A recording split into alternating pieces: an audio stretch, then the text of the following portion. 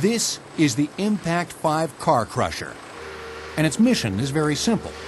Running on diesel fuel, this beast uses hydraulic power to bear down with over 3,000 pounds per square inch of pressure to flatten anything in its path. Wow. That was what I thought of it.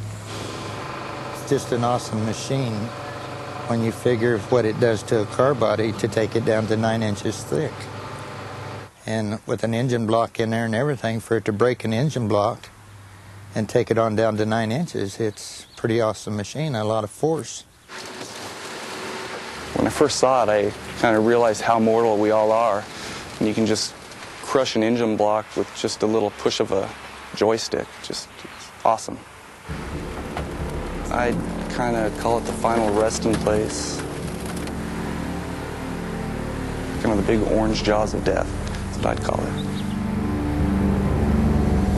Long before the Impact 5 made a dent in the car crushing business, pulverizing cars was a primitive act. Some were just run over with bulldozers. Others were slammed in huge crushers that worked like big books smacking closed on a car's final chapter. But none of them come close to the might, muscle, and pure power of crushers today. In 1999 alone, these jaws of death and other machines like it helped recycle enough steel from old autos to produce more than 13 million new cars.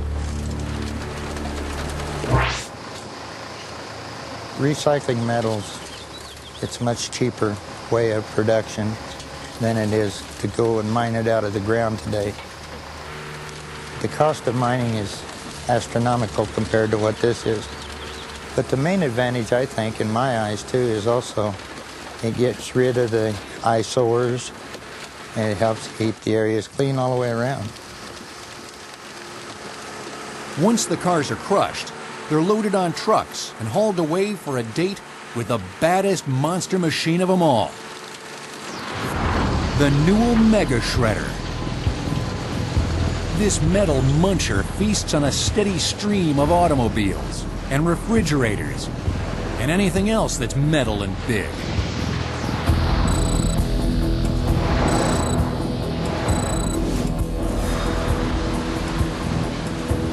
It's one of the world's most monstrous demolishers with a simple job: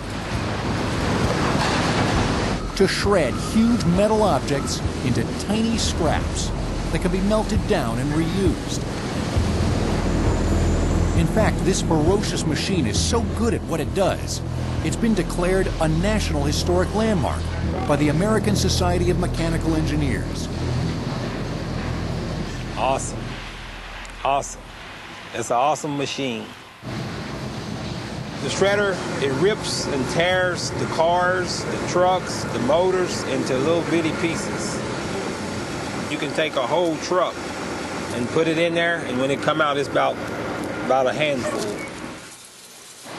Don Thomas has operated the shredder for 12 years. He makes sure everything that goes in comes out in tiny bits.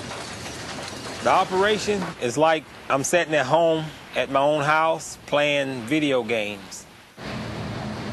I enjoy working because, you know, all I do is I come there, I start it up just like you do a game, and from there, it's just me and the game, and I win all the time. You know, I don't lose. Say I drop a car in, it takes about 3 to 4 seconds, and it's gone. What's awesome about it is I can take 4 cars, put them on top of each other, crush them, less than 2 or 3 seconds. Imagine 4 cars on top of one another, and you crush them with no problem. Would that excite you? Yeah. Yeah, I'm just a big kid. Got it. My first impression was unbelievable. That there was a machine that was designed to do what this machine does, and at the rate that it does it at. The shredder is called a Mega Shredder, and basically what the name implies, it'll shred 3 automobiles at one time into fist-sized metal ball. It's a force that's unbelievable to most people, It'll chew metal and spit it out like it's chewing an apple. The Newell shredder is the fruit of Alton Newell's ingenuity. Newell was ripping cars apart in the 1930s with nothing more than an axe and a sledgehammer. It was backbreaking and took a full day to dismantle a single auto. There had to be a better way. And in 1965, Newell invented a machine that could do the same job in a matter of seconds. It was infinitely more efficient and an instant success.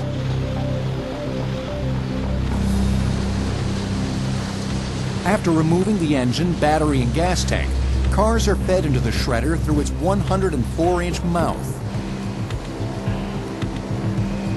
Once inside, they are ripped into small pieces by a series of super powerful hammers and discs.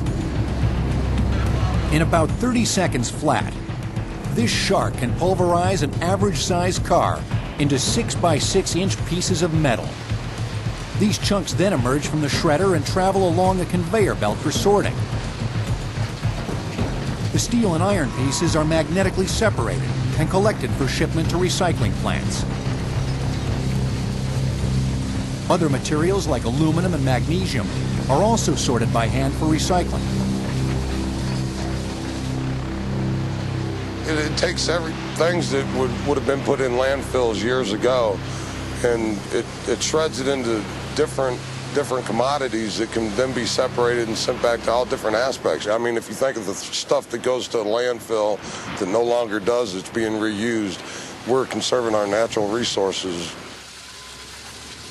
But shredding steel is a job that poses its own kind of danger.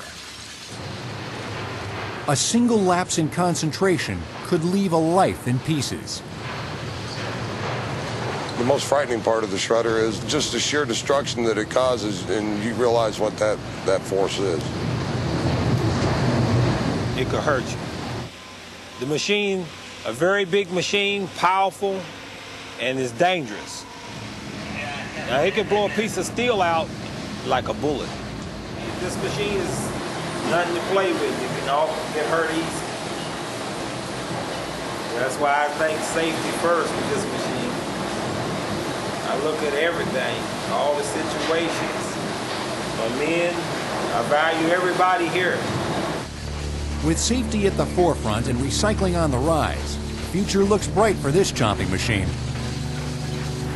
As our need to conserve and recycle grows, so will the need increase for monster machines like the Newell shredder. Oh, it'll grow. It'll grow tremendously. Everybody will be trying to get a shredder. I look at it as I'm preparing for the future. Everything I grind up, it'll come back for another generation. So I enjoy doing that.